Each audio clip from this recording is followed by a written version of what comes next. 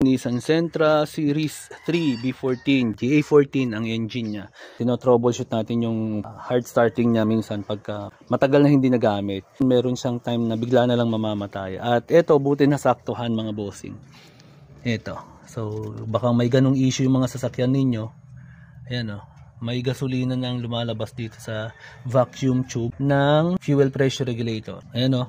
Gasolina. Ayan. Oh. Postputo ng palya, sudden engine death at saka ng hard starting. So kung may ganyan kayong problema mga bossing, i-resolve nyo na. Ayan o, namamasa o. Amoy na amoy ang gasolina.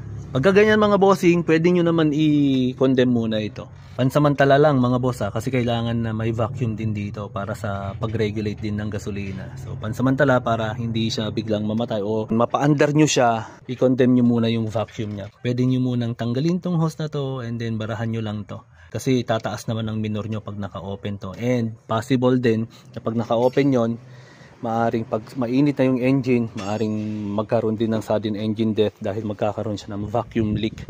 So ayan mga bossing, konting tip lang po.